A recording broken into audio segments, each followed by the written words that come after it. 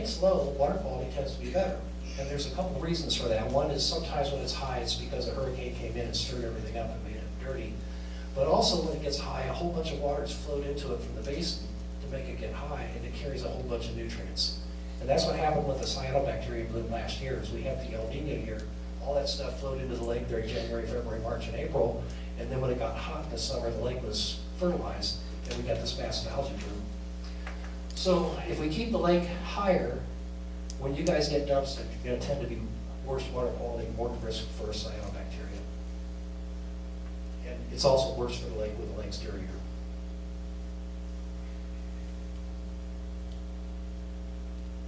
I'm still trying to figure this thing out. Okay, so that's actually all I wanted to talk about is basically if you think about the future of the lake, and everybody says, well, we'll just make it deep. Well, we won't be able to just make it randomly deep because of Hoover Dike safety. I mean, the dike's going to be safer, and like last year, we were only about 16 feet for 1 month last year, and we lost like 18,000 acres, about 20-some square miles of plants in the lake. We were only about 16 feet for 1 month. And 16 feet just happens to be when the Hoover Dike safety issues start kicking in. So luckily for the lake, if we keep it in a safe zone, it also is good for the Hoover Dike. If we keep the lake lower in the future, it'll buffer the estuary releases better. If we make it deeper, it will buffer worse. If we get above 16 feet, it starts harming the lake, and then we get water quality issues. So this conversation is going to happen when they make the new regulation schedule. These are going to be some things they're going to consider. Quite frankly, the political powers that be have looked at these three issues and just in the past and said they don't matter to us. We're going to make the lake deep, it'll harm it, it'll have bad water quality, we're going to dump water down the estuaries. I mean, that's just happened in the past, it's a reality. I think this is one thing that even politicians won't be able to ignore very well. So my prediction is in the future, we're probably not going to have a very different regulation schedule. It'll probably be about where it is. Now, we'll let the lake go deeper when we have an emergency, like during the El Nino. You know, we try to pulse releases out of the lake where we're trying to lower it and take some days off so the estuary can have some tidal flushes and the organisms can survive. With a safer dike, we could take a whole week off and just let the oysters get back on their feet. And then we could start resuming, and the lake would get deeper and it would get harmed a little bit, but you know, you'll be able to have that trade-off. Last year, the Corps just was so uncertain about the dike, there was no trade-off. We're going to lower the lake, we can't be environmentalists. So I think that's going to be the biggest benefit in the future. We're going to have a little bit more leeway when we get into emergencies. When was the dike construction begun? Yeah, the dike as we know it, the southern part was built after the 28 hurricanes, and that was done in the 1930s. And then they finished the rest of the dike in the 1960s and 70s. So, yes? Dr. Gray, thank you for this. And you mentioned the height, the high level. What about the low level? I see on TV, and I say this carefully, it's specific. You know, the marinas, oh, I have no water for my boat docks and this and that. But from your background, what is the level of the lake? You mentioned the health, et cetera, and the aquatic health as well as the species. What's your feeling on that, on the low side? I left that out to shorten this talk. We have a performance measure for the lake, and it's 12.5 to 15.5. We want to basically stay in that range, or within 6 inches of that from the dry season to the wet season. And so when we get below 12 feet, bad things start to happen. And it's actually good to go down to 11 feet every now and then, but in the recent droughts, we've gone all the way down to 9 feet. And that is really, really low. It's too low, it's too long. It completely dries the marsh. And we've been, quite frankly, having some tussles with some people over that. We don't mind people getting water supply, but at some point, you got to protect the health of the lake too. Based on Yeah, Doctor, I want to say thank you so much for being a champion of the lake. And it was a great day when we stood there after Katrina and they lowered it a foot. You know, I'm sure you remember that day on the engineers oriented. Yeah, Jeb Bush wrote a letter to the courts and lowered the We had lake. been fighting for that for 10 years, and in one day we got it. So it was a great day. I just want to say this is one of the best presentations I've ever seen on why the lake levels needs to stay about where it is with this new schedule. We've worked for 4 or 5 years to get this schedule done. So just a wonderful presentation. And if they ever want to put another foot on that lake, I'll be right there. All of us will be right there, because it duck hunter, we need all those marshes. Yeah, when we lose, we lose 1/3 of the marsh, it's like 70, well, it's like 50 square miles of marshes get lost. It's really a lot, yes. Thank you for the presentation. I would also ask if the slides are going to be available on this one too. Yes, these slides will be available. Also, I've got these two different documents. One talks about kind of what I talked about in this talk, and then one has a history of lake level management. It tells what happens when we did different things. And they're on our website, but I can't find them. So, so if you send me an email, I will send you these two PDFs, or we may post them. We'll put them on. Get them to us and we'll. Yeah, okay, we'll put them on the Rivers Coalition website, and go to that, not the Audubon website. Is the camera running? Yeah. So one question, it sounds like a southern outlet will make the lake safer, so SB 10 will make the lake safer. Right, yeah.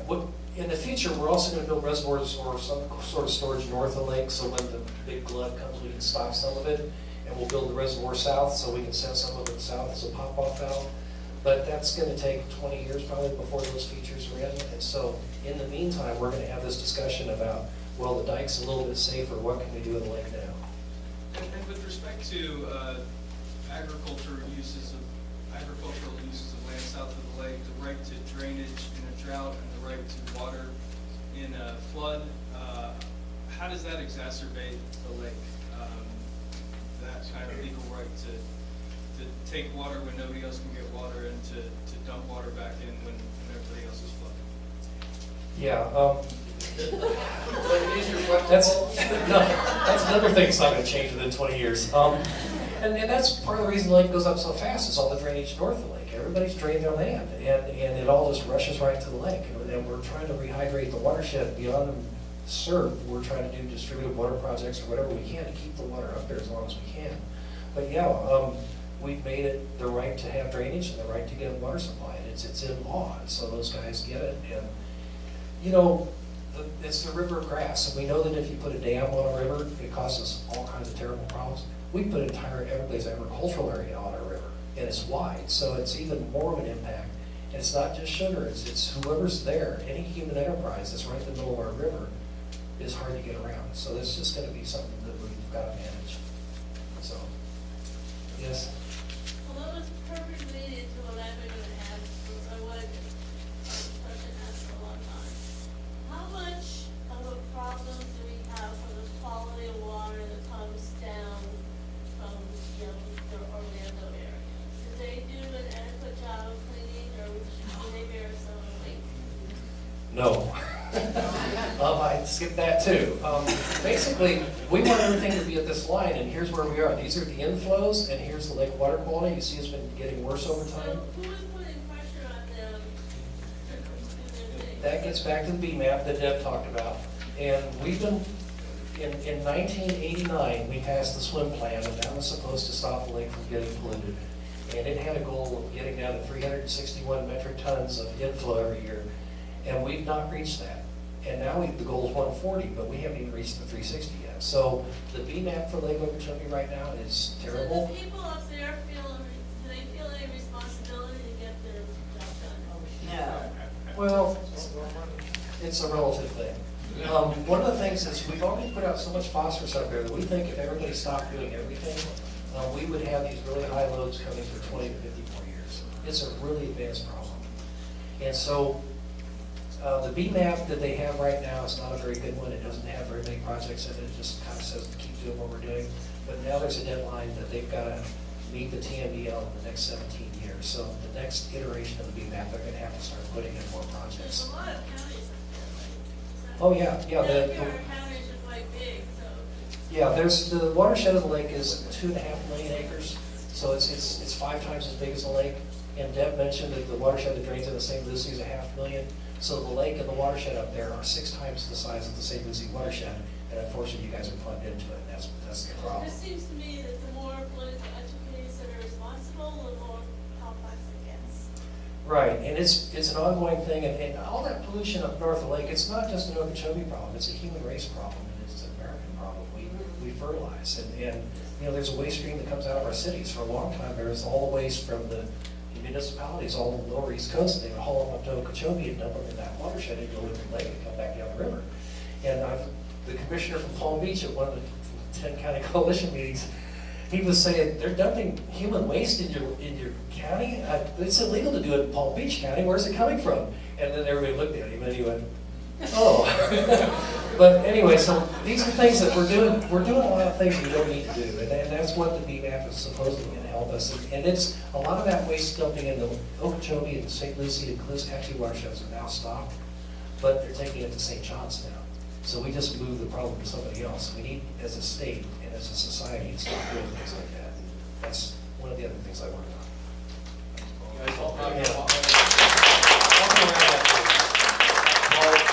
be around afterwards, and we are very fortunate to have both Paul and Deb that are here every week, every month in our meetings, and thank you very much.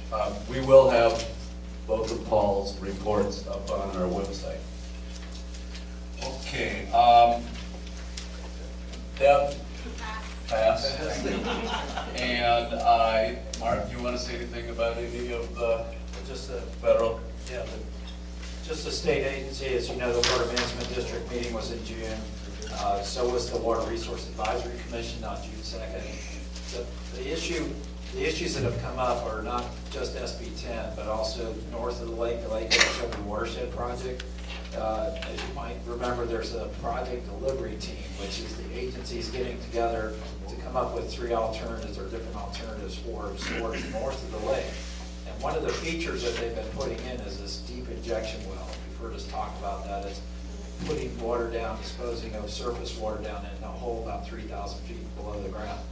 So there was a lot of concern about why that's part of that. It shouldn't be part of the Everglades Restoration Plan. It's not in the plan. And so just last month, they withdrew it out of the project delivery team features. And they said, we probably withdraw it. So the Corps' reason was it's not part of the plan. We don't have enough information about it. And it really is need to be studied about whether it is a significant feature in order to put these 100 or so deep injection wells in order to dispose of water north of the lake. However, the Water Resource Advisory Commission and the Water District at the last Thursday's meeting were all adamant about still proceeding forward to get this studied and get this done, and maybe even do it independently, is to put these deep injection well features into the plan and into somewhere. In fact, they came out with a press release that you might have seen about how this is going to solve the estuary's problem by putting these deep injection wells.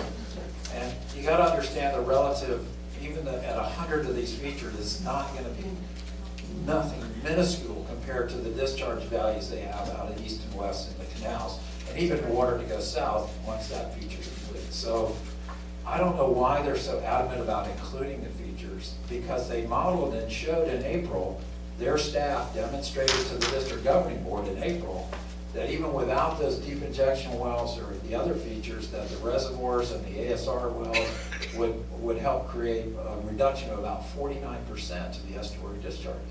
So I explained that when I got up, and I said, you know, even with that, and now if we do SB 10 or south of the lake and do another 40-50% reduction, then we're going to get there. And they still are adamant about this deep injection well. So George and others are going to, tomorrow there's a PDT meeting out in Okeechobee, and they've got it on the agenda to talk about an update of what's going on with those particular features. There have been 9 organizations that have put letters forward about the Lake Okeechobee Watershed Project. They are asking for public comment. I think it's up to us to monitor those alternatives, and as they come up, they're going to be out into the public, and we'll bring forward to this body, to the Rivers Coalition, to talk about that too. So in the meantime, we'll go forward with the next, of course, agendas at the beginning of July 1st Thursday, and then the second Thursday are the Water District meetings. There's a process issue, and a lot of the PR that's been kind of aggressively pushed out there by certain parties about these wells.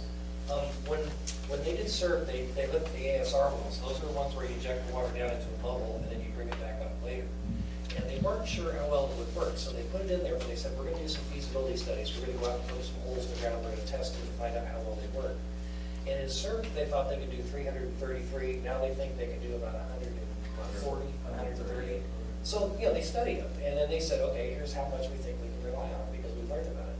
And so the Corps said they didn't want to stick it in this project because it wasn't part of SERP. But if you want to do a feasibility study and go do some tests and learn about it, then they could consider how much we can rely on it.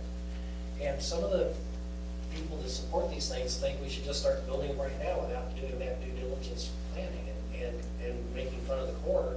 And I think the Corps is exactly right. These might be useful. I'm skeptical, but, let's do some science on it before we start deciding whether we like them or not. That's what the Corps said. Let's do some, if you want to look at them, go ahead and study them. But we can't make it a big part of our project until we understand it. So the governing board asked their staff to come back and get this study done by September 1st, so that's what they're going to be Well, looking yeah, at statewide level. They did a study, it was a desktop study where they just did some analysis sitting at their computer. Whole test. One other thing to bring up too is that on a federal level, as you might have heard, Representative Brian Mast and others have been trying to get implementation on the federal side to move up SB 10 or that project. So they're about, on the federal side, talking to the Corps and saying, let's get this post-authorization study done, let's get this thing moving. So hopefully we keep pressure on the federal level, even in spite of everything else that's going on or not going on the federal side. And all the agency cutbacks that have been going on to EPA, NOAA, and others, it's just disastrous really in what's happening on the federal side, so don't get me started on that. And Representative Mast came out on Okeechobee with me about a week ago, so, with one of his aides, so he's getting out trying to learn everything he can, so. Thank you. Rufus Coalition Defense Fund update. Thank you. Before I start the update, you did strike one chord in my mind on the deep well injection. When you think about the rate at which water can actually be pumped down in a deep well, I think Carl Wickstrom had the best comment. Trying to maintain a level in Lake Okeechobee with deep well injection is like trying to bail Lake Okeechobee with teacups. And it doesn't help Everglades National Park or Florida Bay. As far as the defense fund is concerned, unfortunately, we lost Kevin Henderson, one of the original members, had to resign from the defense fund. But we were fortunate in being able to replace him with Chris Maroney, one of the founders of Full Sugar. So we're at our full strength. And there is some good news that I wanted to pass along this month.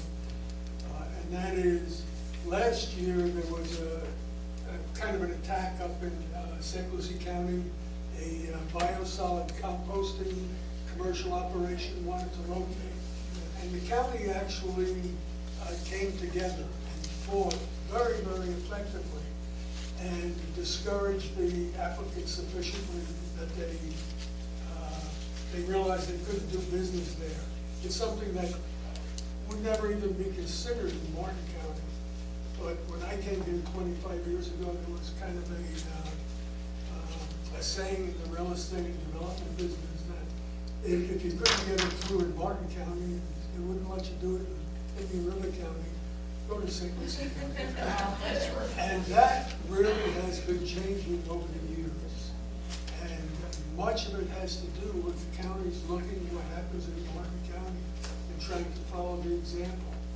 How many people have seen environmental employees, government employees, with the level of enthusiasm and expertise that Drum has? Martin County is incredibly lucky.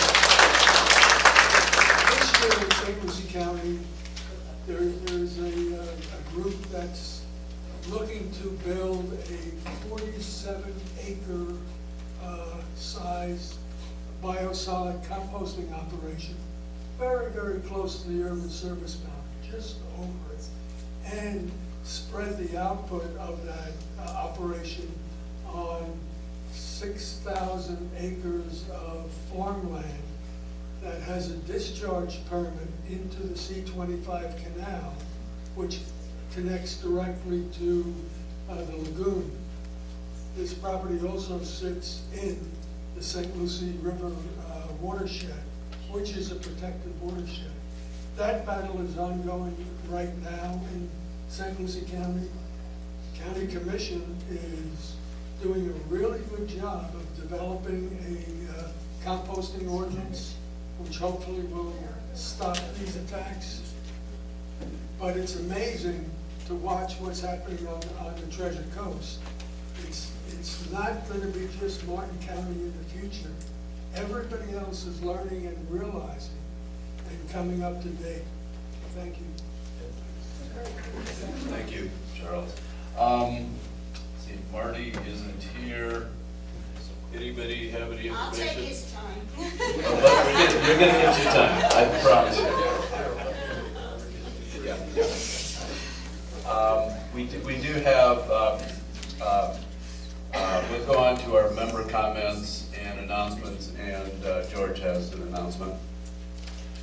Yeah, I'd like to take just a few minutes. We have with us today Wayne Mills, who's former president for the Chesapeake Bay Foundation and the current president of the Orca Board.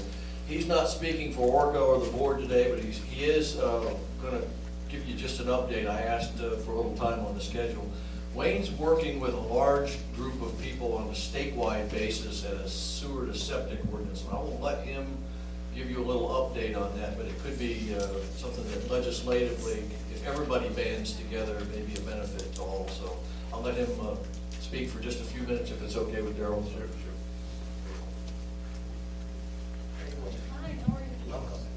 Thank you so much. I want to do two things. First, to give a big thank you to the Rivers Coalition for something that I think maybe only one or two of you are actually aware of, and two, share with you this concept that's bubbling out of others that have similar risks and challenges as you do.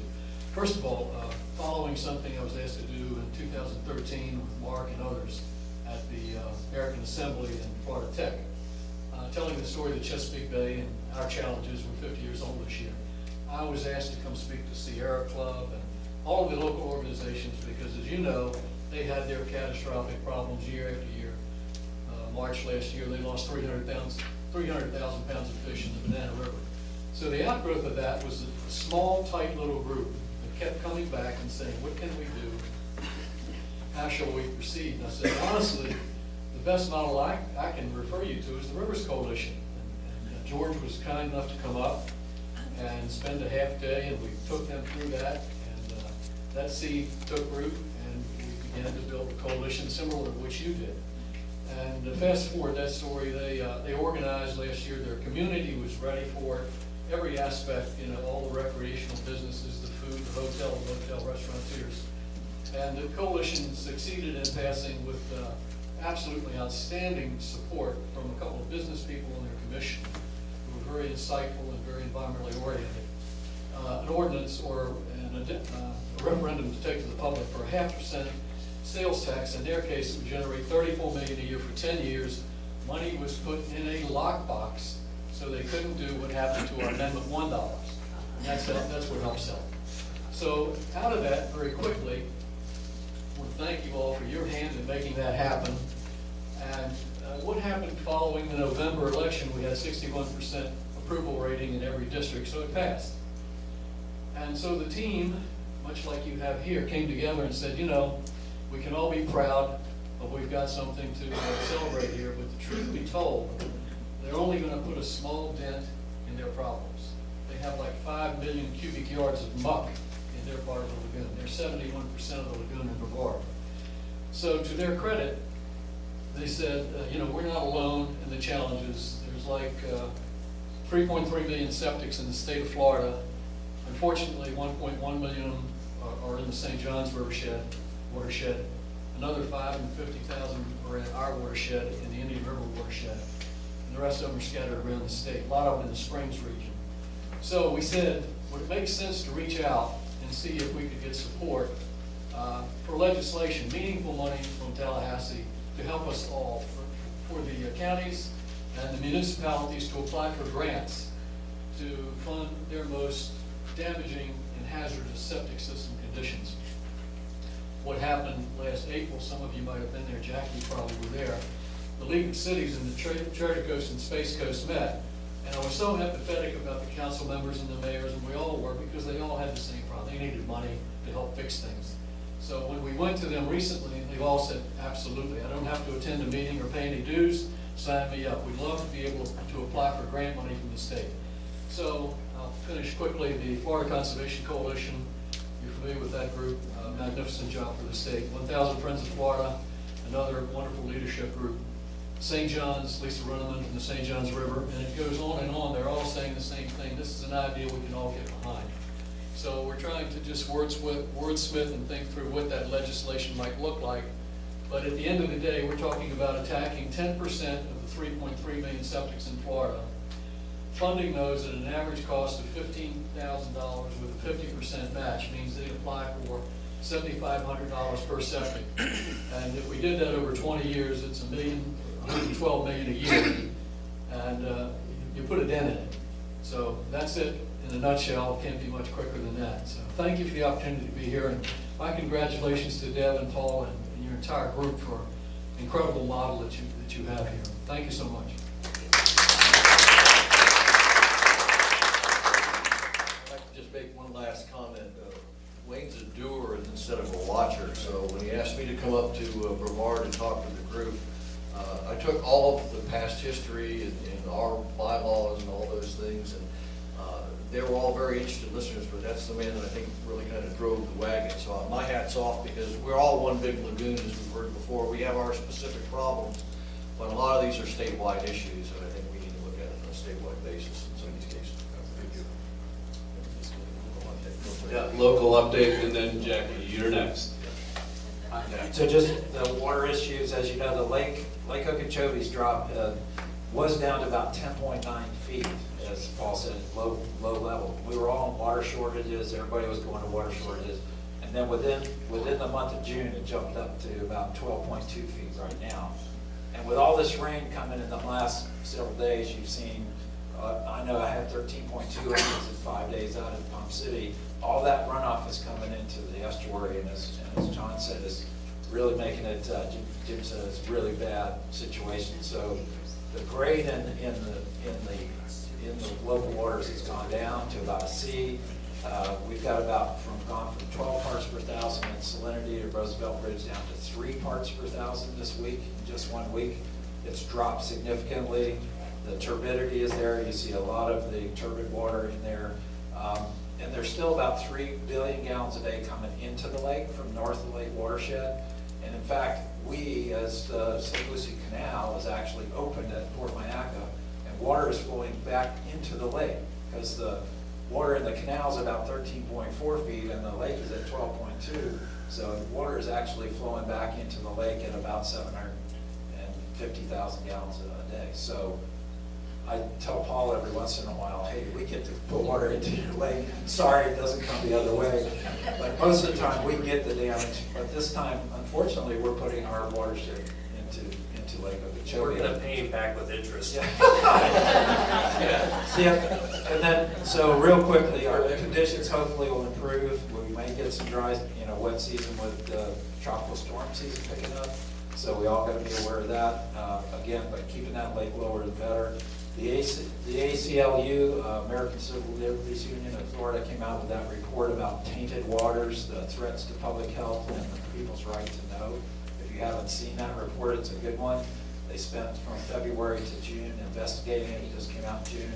There's other reports that are coming out, other information on changing seas that's coming out. It's got a toxic story that they told last night, and I think it's on WXEL tonight at 8:30 or 9:30.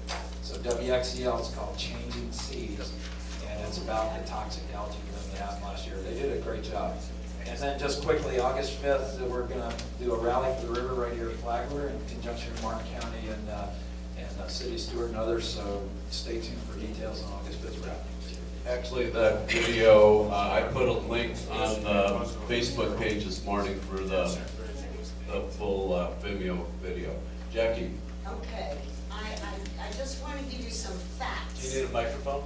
No. I just need to give you some facts about the sales tax. Can you stand up, Jackie? Okay. Will you First stand of up, all- Jackie? First of all, it is not a penny sales tax. We tried very hard to change the ballot language. They wouldn't hear of it, which is another reason that I'm opposed to it. But It's not a penny tax. It's a raise from 6% to 7% in your sales tax, which if you do the math is a 17% increase. It also hurts the poorer and the middle class more than anyone else. It takes a larger percentage of their income away from them. If you make $2,000 a week and you spend your money, the sales tax is a teensy part of your income. But if you make $300 a week, it's a big percentage of your income. So that's one thing I just wanted to get straight. Also, the 35% that they're willing to give for the projects that concern water quality was going to be 25%, except for the fact that some of us have been speaking for weeks on end. And Paul, who is the head of the Democratic Environmental Caucus, wrote a proposal and said, why don't you make it better? The Stewart News pushed for it in their editorial, and it happened. They made the language of the ordinance better on Tuesday with the help of Commissioner Jenkins. However, there are still words in that ordinance that could take that money for the 35% and spend it on nonsense. There are things like, words like public works. Now, how do you think that the commission is going to interpret that? Well, I'm sure that Sarah Hurd and Doug Smith have two different definitions of what public works are about. And you know what I'm talking about. Mr. Smith voted against the sales tax, not because he's against it, but he's against what happened the other day because they made it a little more firm that we have to spend our money on good things, on proper things. You know that there are some on the commission that have a vision and they want a mooring field in the lagoon and they want a customs facility in the airport, and they won their election based on promising special interests that they would work for these things. And this is a great way to achieve that. I know that it will be hard for some of you to vote against it if you think it's going to get water quality money. But in the long run, I think that it could turn out to be another Amendment 1 scam. So think carefully on it and don't always listen to what you hear from that dais. Thank you. Any more, member? Yeah, go ahead. I'd just like to add, the young lady's right, this is a national problem. It should be addressed by Congress. Increasing the sales tax is unfair to older people, can't use a computer. The sales tax is already established. If we had a national sales tax, easily, 5% or whatever, you send in your zip code, you send in your 5%.